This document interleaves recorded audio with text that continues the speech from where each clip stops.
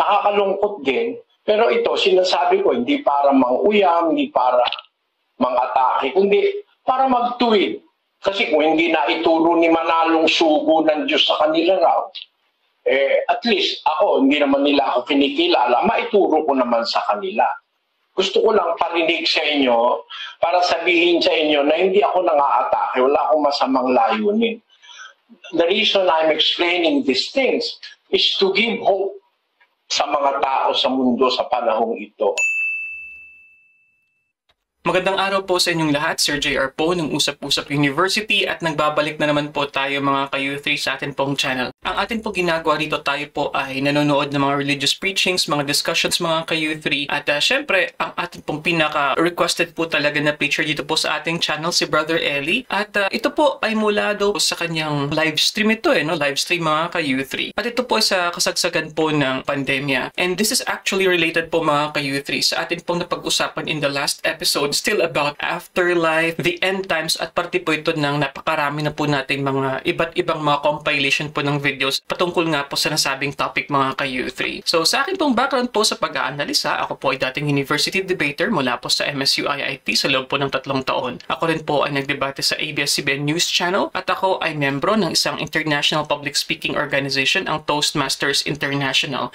And bago po tayo magpatuloy mga ka-U3, paalala lang po, hindi ako isang preacher, isa akong video reactor lamang. So, posible po na meron akong mga disagreement. Meron din po akong posibleng agreement po sa mga pinapanood po natin na videos. And I'm just watching this in real time mga ka-U3. Bago po tayo magpatuloy, please don't forget to click thumbs up mga ka-U3. Yan, dyan po sa baba natin. Yan po ang ating tuition fee dito sa ating Usap-Usap University. At kung lahat na po ay ready na, let us watch this video together.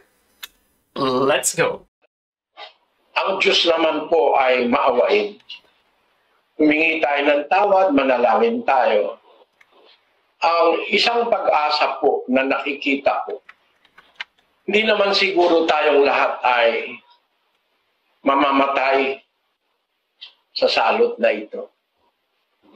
Kasi yung salot na dadalhin nung nakasakay sa kabayong maputla, yung pale horse, papatay sa ika-4 na bahagi ng lupa. 1/4 of the earth. Kung i-consider natin ang population, we are more or less 8 million o 8 billion people on earth. So 2 billion. Kung 1/4, 8 billion divided by 4, more or less, ang mamamatay kung ito yung sinasabi sa hula, aabot ng bilyon. Sana po ang aking dalang, hindi naman ito. Sana hindi pa ito yung kasakdalan. Kasi po meron sa Biblia kasakdalan itong mga salot na ito na hinuhulaan ng kasulatan. At kung ito po ay kinakalat ng masamang nakakasakay sa kabayong maputla, lalo tayong dapat umasa ng tulong sa Diyos. Kaya ng Diyos na ito ay supilin mga kapatid. Gaya ng sinasabi ko rin sa pagkakatipon, manalangin tayo sa Diyos. Ang pag-asa natin, hindi pa po matatapos ang lupa. Meron pa pong 1,000 taon. Pagbabalik ni Kristo, may 1,000 taon pa. Mag-uumpisa sa pagbabalik ng Panginoong Jesus, there will be another 1,000 years. Na doon sa 1,000 taon, maghahari po ang Panginoong Kristo at saka yung kanyang mga banal na lingkod dito sa lupa. Yun na po ang kumbaga ang pananaw ko ron. Yun ang 1,000-year grace period ng Diyos para ang tao ay magsisi, sumampalataya, tumanggap ng aral.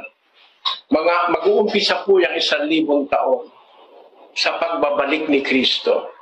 At doon sa 1,000 taon rin na yun, ikukulong si Satanas para huwag na siyang makapamirwisyo.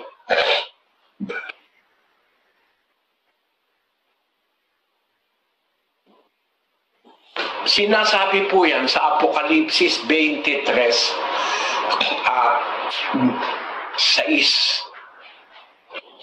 At siya'y ibinulid sa kalaliman at sinarhan at tinatakan ito sa ibabaw niya upang huwag nang magdaya sa mga bansa hanggang sa maganap ang 1,000 taon.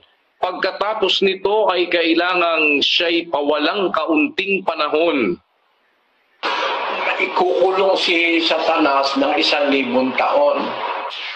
Doon sa panahon na nakakulong si Satanas ng 1,000 taon, doon naman po nag-uumpisang maghari ang ating Panginoong Kristo kasama ng kanyang mga banal na lingkod. Ang sabi ngayon sa versikulo 5, ang mga iba sa mga patay ay hindi nangabuhay hanggang sa naganap ang 1,000 taon. Ito ang unang pagkabuhay na mag-uli. Ang unang pagkabuhay na mag-uli po, yun ang pagbabalik ni Kristo. Pagkatapos, yung mga nabuhay na mag-uli, yung mag-aaharing kasama ni Kristo.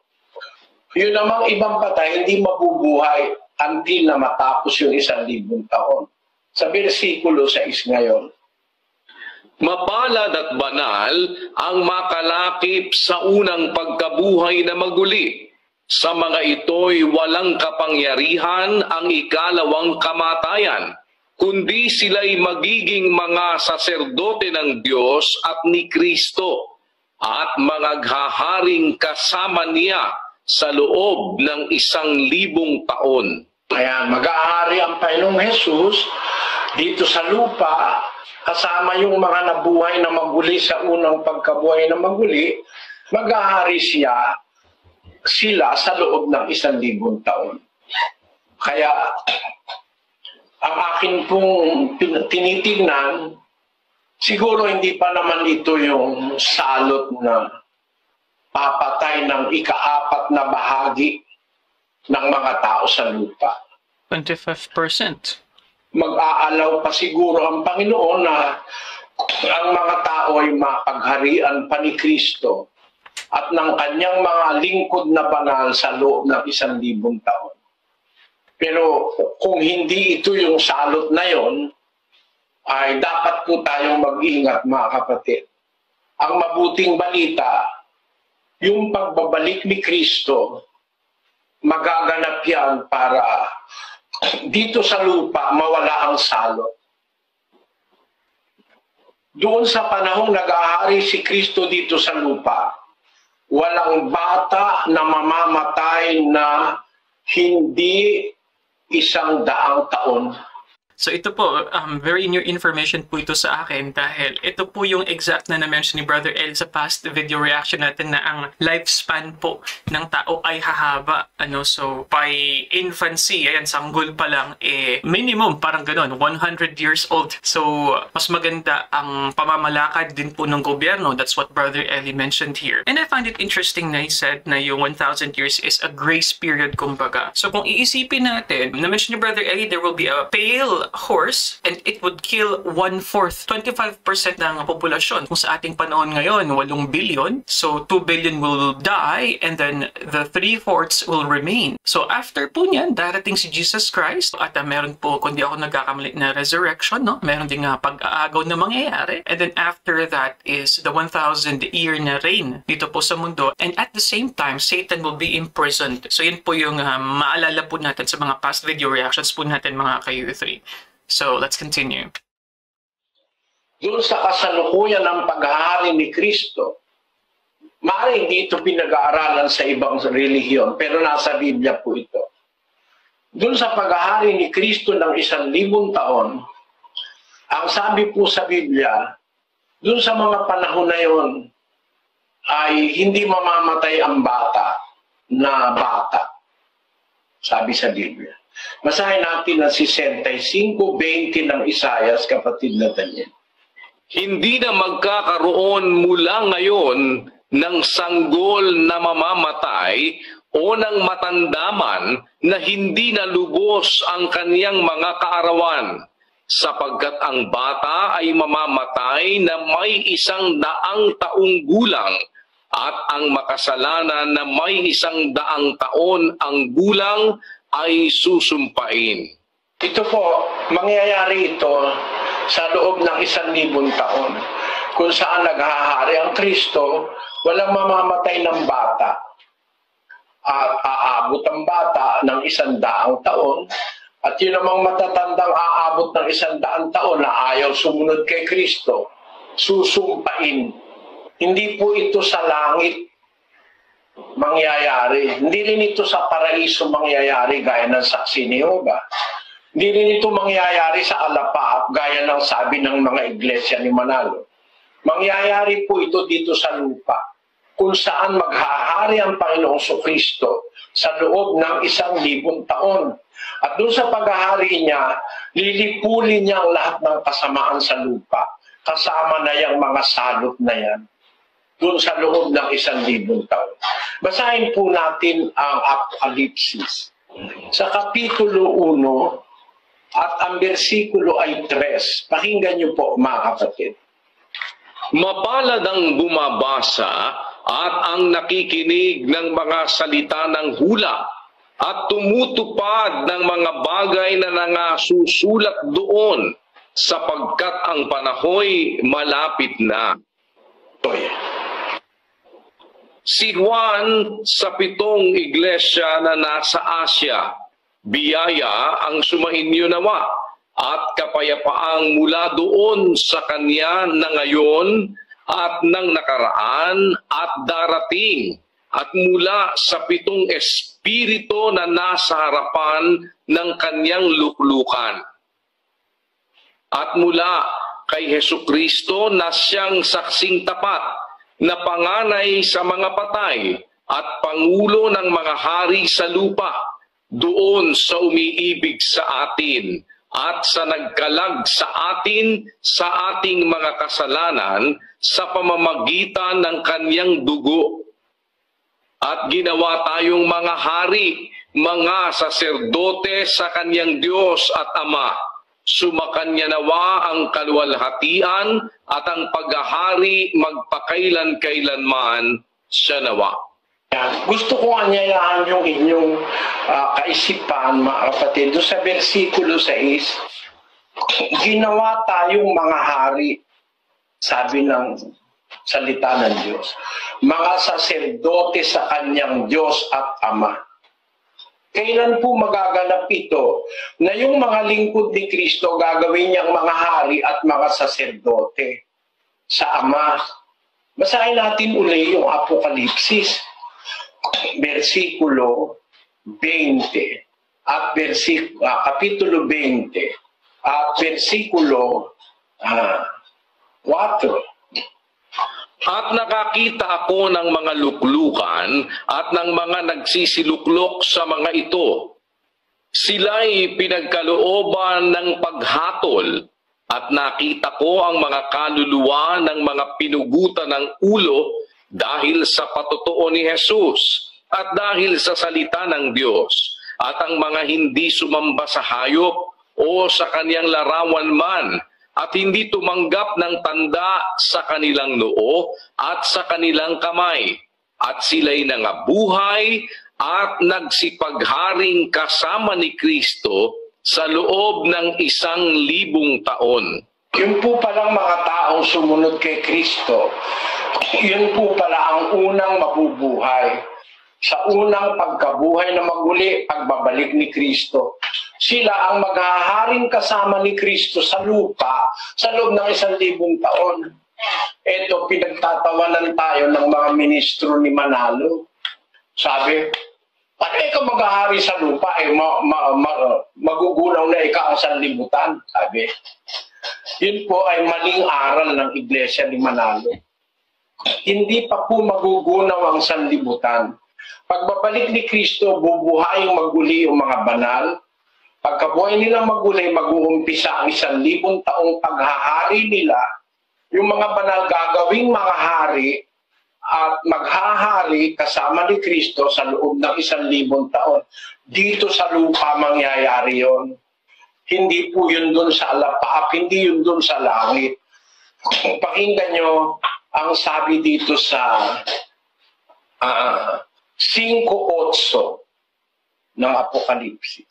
At pagkakuha niya ng aklat, ang 4 na nilalang na buhay at ang 24 na matatanda ay nangagpatira pa sa harapan ng kordero na ang bawat isa'y may alpa at mga mangkok na ginto na puno ng kamangyan na siyang mga panalangin ng mga banal. At sila'y nangag-aawitan ng isang bagong awit na nagsasabi, "Ikaw ang karapat-dapat na kumuha ng aklat at magbukas ng mga tatak nito, sapagkat ikaw ay pinatay at binili mo sa Diyos ng iyong dugo ang mga tao sa bawat angkan at wika at bayan at bansa. At sila'y iyong ginawang mga hari at mga saserdote sa aming Diyos, at sila'y nangagahari sa ibabaw ng lupa." Maghahari sila kasama ng Panginoong Hesus sa ibabaw ng lupa. Nakakalungkot lang, maraming nailigaw ang iglesia ni Manalo na hindi raw mangyayari yung maghahari sa ibabaw ng lupa ang Panginoong Kristo at saka yung kanyang mga banal kasi magugunaw na raw ang sanlibutan pagbabalik ni Kristo. Nakakalungkot din, pero ito sinasabi ko, hindi para manguyam, hindi para mang-atake, kundi para magtuwid. Kasi kung hindi na ituro ni Manalong sugo ng Diyos sa kanila raw, at least ako, hindi naman nila ako kinikilala, maituro ko naman sa kanila. Gusto ko lang parinig sa inyo para sabihin sa inyo na hindi ako nang-aatake, wala akong masamang layunin. The reason I'm explaining these things is to give hope sa mga tao sa mundo sa panahong ito. Na hindi tayong lahat mamamatay siguro ngayon kasi pagbabalik ni Kristo sa unang pagkabuhay na maguli, maghahari pa ang kanyang mga lingkod sa lupa sa loob ng 1,000 taon. Kaya kung lahat tayo mamamatay, sino pa paghaharian sa ibabaw ng lupa? Sabi, maghahari sila sa ibabaw ng lupa. Kaya lang, lahat ng aking pinangangaral, kinukontra nitong mga ministro ni Manalo. Pakinggan nyo sandali itong kanilang sinasabi. Sana wag naman po ma-offend yung mga miyembro ng samahang dating daan. Sana sa panig ng mga kapatid, hindi kayo nahulog sa kinaupuan doon sa sinabi ni Soriano na yung paghahari ni Cristo dito sa lupa yun eh. Yung paghahari ni Cristo dito sa lupa yun eh. Ipinapapansin natin, nasa alapaam, wala dito sa lupa. Kagaya nung binabanggit ni Ingkong na di umano ay dito raw maghahari sa lupa ang mga kay Kristo at si Kristo sa loob ng 1,000 taon. Ay paano mangyayari yun? Ay susunugin ang buong daigdig na ito. Paniwala nila, susunugin daw ang buong daigdig. So, maghahari si Kristo sa loob ng 1,000 taon. Saan? Sa alapaap o kung saan man ang gusto nila, no?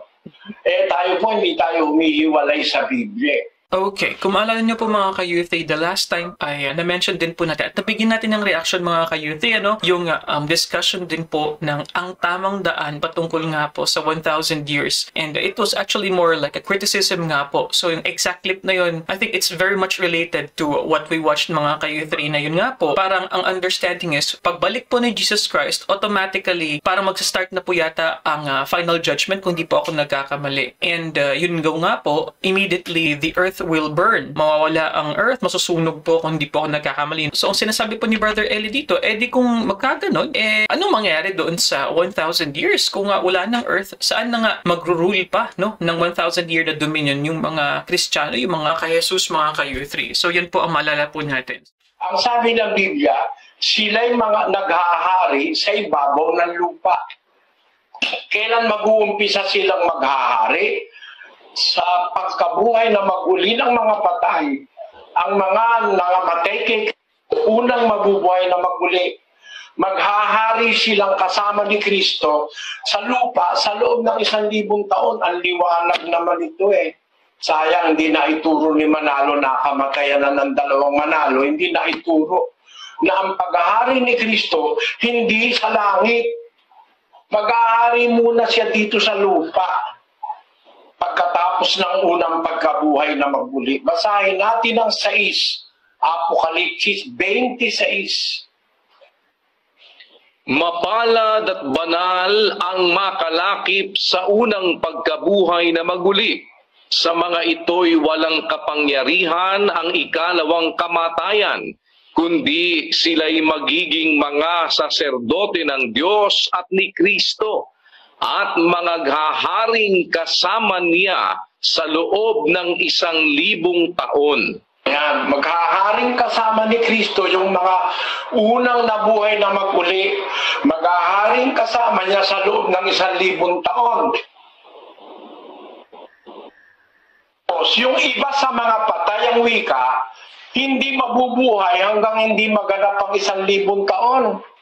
Sabi sa 25, kapatid na Daniel. Ang mga iba sa mga patay ay hindi nangabuhay hanggang sa naganap ang 1,000 taon. Ito ang unang pagkabuhay na maguli. Sa unang pagkabuhay na maguli, ang mabubuhay lang yung maghaharing kasama ni Kristo sa lupa.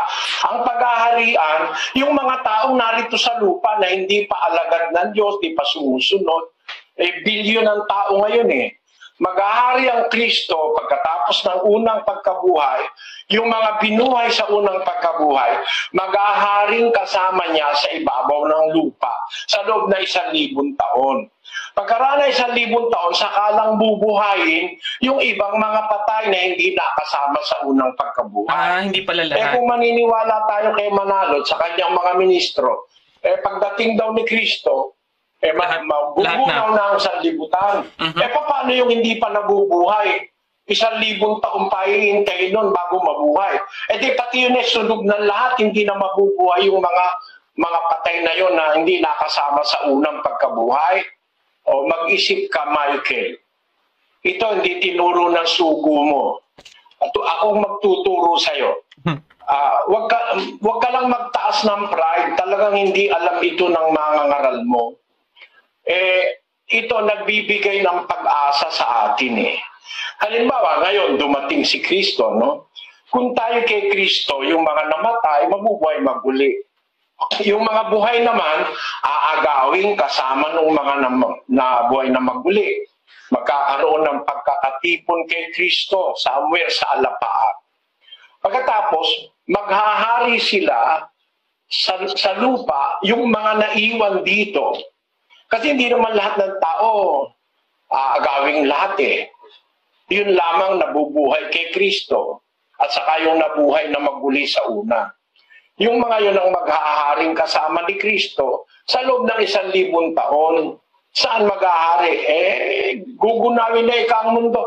Pag ginunaw mo, hindi na magkakaroon ng ikalawang pagkabuhay kasi yung ikalawang pagkabuhay, nasa lupa pa yun nasa mundo pa yun Nasa mga libingan pa Pagkaraan ng 1,000 taon, saka lang sila bubuhayin. Sa'yo pala, pagdating ni Kristo, gugunawin na mundo. Kaya wala nang pag-asang mabuhay pa si Manalo. No? Yung puno mo, lalabas.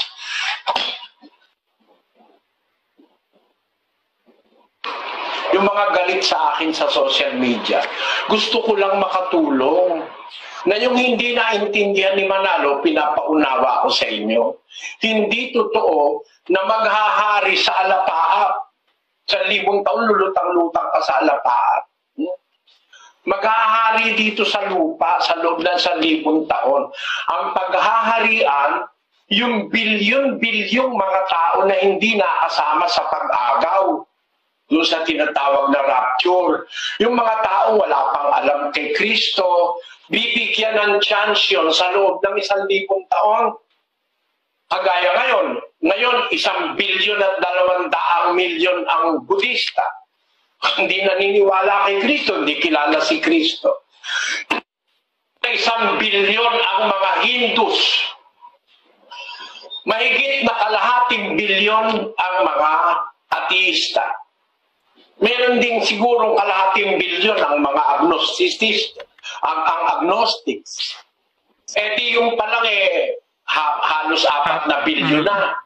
Hindi naman naniniwala kay Kristo yung mga yan. Kaya yung 1,000 taon, parang probation period. Parang isang period of grace na ipapangaral ang ebanghelyo sa kanila, yung mga nabuhay na maguli sa unang pagkabuhay ay gagawing mga saserdote ng Diyos para mga siwa sa mga tao sa lupa, maghahari sa lupa kasama ng ating Panginoon Kristo sa loob ng 1,000 taon. Brother Eli, pasensya na po ha. Pero yun nga po, no, isa po sa mga na-raise ko din po na tanong the last time is, kung maghahari po yung mga Kristiyano, yung mga nabuhay na pong muli, anong uri po kaya ng gobyerno ang meron during that time, ano? Kasi, just imagine, marami pang iba na hindi pa nakakarinig, no, ng salita ng Diyos, and my understanding is, of course, there will be, kumbaga, parang a widespread conversion? How will they do this kind of conversion? Considering na napakarami din nga po, as mentioned by Brother Eli, napakarami ang porsyento ng mundo na hindi Kristiyano, no? So I don't understand with these drastic po na changes na mangyayari. Granting of course that these things would really happen. So hindi ko po masyadong ma-imagine pa anong uri po ng pagpapalakad, pagpapatakbo ng gobyerno ang mangyayari at gagawin ng mga saserdote na ito kay Kristo, mga ka-U3. Also dahil wala na si Satanas sa 1,000 year na period, ano din ang magiging pagbabago sa magiging mga aksyon, sa gawain dahil wala ng kasamaan? Dahil wala na si Satanas. Does it also mean na totally mawawala na ang kasamaan during this time? Sa mga members po ng Church of God, sana po ay matulungan niyo po yung atin po mga viewers. Sana po ay mas ma-explain niyo pa po dyan po sa comment section po, dyan po sa baba. Hindi totoo na pagbalik ni Kristo, gugunawin na mundo. Kasi hindi pa nga nabubuhay yung mga pangalawang pagkabuhay. Gugunawin mo na mundo. Huwag kayong magdadagdag sa Biblia, mga ministro ni Manalo. Kaawa-awa ang mga taong mapapaniwala nyo dyan sa maling aral nyo na yan. Kaya ang aking gusto maitawid na pag-asa sa inyo, mga kapatid, mga kababayan, yung hindi magiging dapat sa Diyos ngayon, kung hindi kayo mamamatay, may chance tayo. Halimbawa, dumating na si Kristo sa 1 buwan. Sa 1 buwan, mag-uumpisa na 1,000 taon. Mapalad ka na kundat ng kapambuhay, hindi ka mapatay ng salot. Kasi may chance kang mapakinggan mo ang pangangaral ni Kristo. Kahit na ikaw ay Buddhist, kahit na ikaw ay Hindu, kahit na ikaw ay atheist o agnostic, mapapakinggan mo pa. May magandang balita ang Biblia, mga kapatid. Mayroong magandang balita na hindi kagaya ng ipinangangaral ni Manalo na pagdating ni Kristo, wasak na ang mundo. Masisira na ang mundo. Hindi pa po. Meron pang 1,000 taong natitira sa mundo. Kasi hindi ko naman masisisi itong si Ramil, sino? Si Michael. Kasi yun ang turo ng kanyang sugo Sabi dito sa pasugo noong 1956, page 7, mabuti basahin natin, kapatid na Daniel. Sa dalawang sunod na lathala tungkol sa paksang ito ay maliwanag na ating natiyak sa pamamagitan ng mga hula sa banal na kasulatan na si kapatid na Felix Manalo ay huling sugo ng Diyos sa wakas ng lupa. Kaya huling sugo, gaya ng ating napag-aralan, ay sapagkat pagkatapos ng gawaing kanyang isinasagawa sa makatwid bagay ng pangangaral ng mga dalisay na salita ng Diyos, ay wala ng iba pang sugong darating, kundi ang kakilakilabot ng paghuhukom o ang katapusan ng pag-iral ng sanglibutang ito. Kaya katapusan na raw pagkatapos daw ni Manalo, katapusan na ng sanlibutan. Pag-iiral ng sanlibutan. Noong pa pala yan, 1956 pa. 7 taon pa bago mamatay si Manalo, matandang Felix. Ang aral na nila ganun, na pagka namatay na tapos na si Manalong mangaral, magkakawakas na ng dahil huling sugo na raw si Manalo. Darating na ang kakilakilabot na paghuhukom o ang katapusan ng pag-iiral ng sanlibutan. Mali pong aral niya ni Manalo. Mga kapatid, pagbalik ni Kristo, bubuhayin mag-uli ang mga patay. yun sa unang makakasama sa unang pagkabuhay. Pagkatapos pong makasama sa unang pagkabuhay, yun ngayon ang maghaharing kasama ni Kristo dito sa lupa sa loob ng 1,000 taon. Na dun sa 1,000 taon na yon, nakakulong naman si Satanas. Sa 1,000 taon na yon, gigibain ni Kristo ang lahat ng masasamang pamahalaan sa mundo. Lilipulin niya ang lahat ng mga masasama. Kasama na roon ang paghaba ng buhay ng tao. Walang batang mamamatay na bata. Hindi. Aabot ang bata ng 1,000 taon. Yung mga matatanda o ng 100 taon. At yung mga matatanda aabot din ng 100 taon, pero susumpain naman kung sila ayaw pasakop sa Diyos.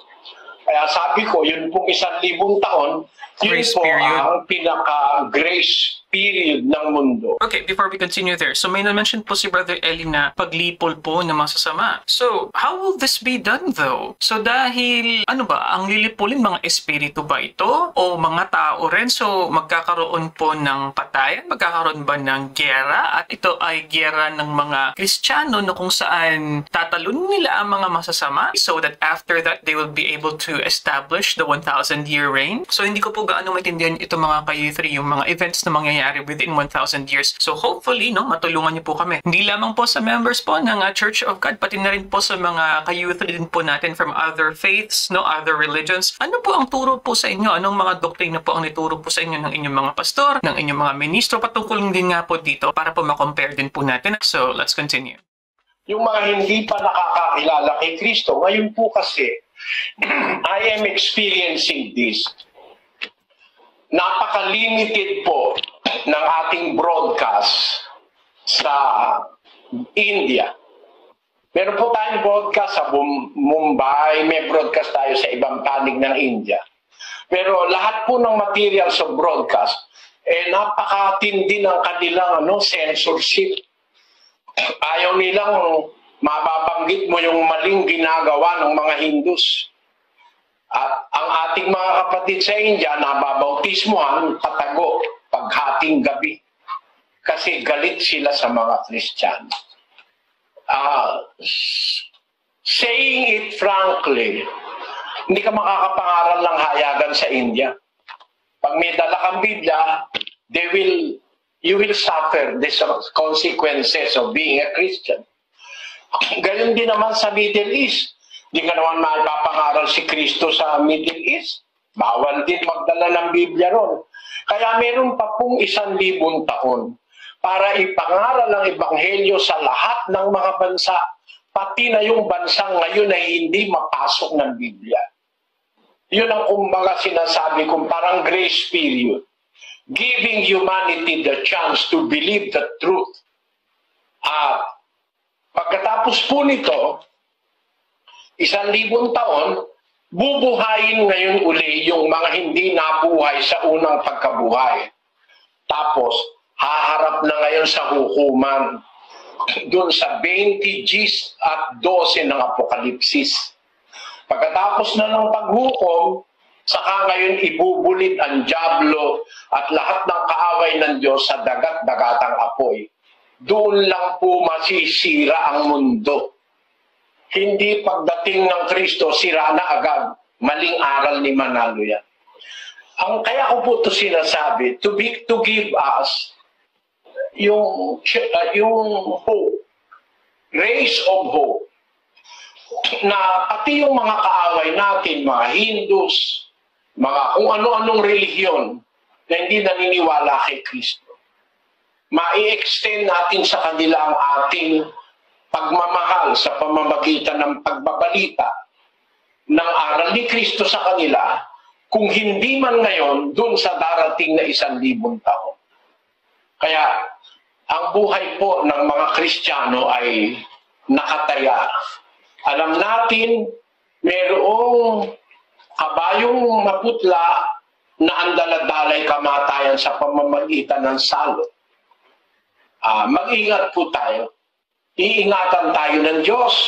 Wala tayong magagawa kundi tayo ingatan ng Diyos. Pero mag-ingat din tayo para sa ating mga mahal sa buhay na hindi pa natin kagayang sumasampalataya.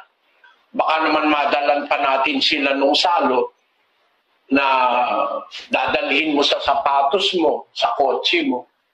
Baka yung ating mga kamag-anak na hindi pa natin nakakakilala kay Kristo ng tunay na pagkakilala, mabigyan naman natin sila ng chance na mabuhay pa at kung loloobin ay makadatnan pa sila ng pagbabalik ni Kristo, masasama sila doon sa paghaharian na mag-uumpisa sa unang pagkabuhay na maguli at tatagos hanggang sa katapusan ng 1,000 taon. There is hope for us who fears God. Tandaan niyo mga kapatid, all things work together for good to them that love God, to them who are called according to His purpose. Ang sabi sa Spanish rendition, sabemos que todas las cosas cooperan juntas para el bien de los que aman a Dios, los que son llamados según su propósito. Sa Portugués, sabemos que todas as coisas cooperam para o bem daqueles que amam a Deus, daqueles que são chamados segundo o seu propósito. In English, ang sabi ron, we know that all things work together for good to them that love God. Ano man ang nangyayari sa mundo ngayon, it's part of our faith to believe that this is for the good of those who fear God. At sana kaawaan ng Diyos. Yung mga swail, yung mga ayaw sumunod, mabigyan sila ng pagkakataon. Magandang gabi po sa inyo. Maraming salamat po, kapatid na Eli. Ayan. Okay mga ka-youth, so dyan po nagtatapos ang ating episode ngayon. What I find interesting about this particular po na source video, this was sent to us of course via Facebook, is yung pagiging parang informal po ng lahat. Hindi po katulad po ng dati na nasa studio po si Brother Eli. Ito parang sa bahay lang po yata, and then we can also observe kahit si Brother Daniel ay na-t-shirt lang ng UNTV. So talagang I am guessing na after doing some TV shoots nung panahon po ng pandemya, si Brother Eli probably would be shooting a lot of videos. And ito, live stream, parang Bible study po siguro ito, no? But anyway, going back, so in that short video, we were able to notice Brother Eli's response nga po. At nasabi ko na rin nga po sa inyo na meron po kasing papupunan na ginawa po ang tamang daan patungkol nga po sa 1,000-year reign. And ito naman po, parang pagsagot po ni Brother Eli dun nga po sa kanila pong video, sa kanilang episodes. So mga kayo, kaunting recap lang po, So meron pong pupuntahan na pale horse na kung saan would kill 1/4 ng mga tao po sa mundo sa pamamagitan po ng salot. At isa po sa mga bago po na learn ko, dahil nga po marami na rin po tayo nagawa po ng mga video reactions patungkol din nga po sa compilation ng afterlife, resurrection, 1,000 years, is hindi lahat po pala ay mabubuhay,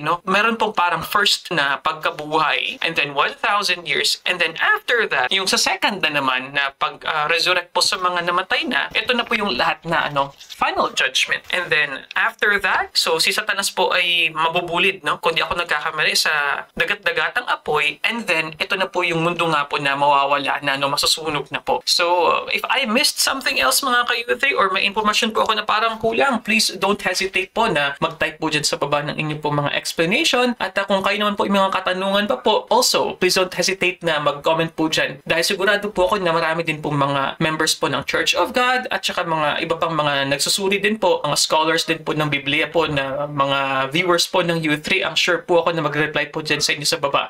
And as always, if you like these kinds of contents mga ka-youth, you already know what to do. Click subscribe here. You can also watch this video here. Ito po yung playlist ng End of the World and 1,000 Years po na playlist. And marami pa po kayong pwede mapanood po dyan. See you guys next time. Peace. Bye-bye.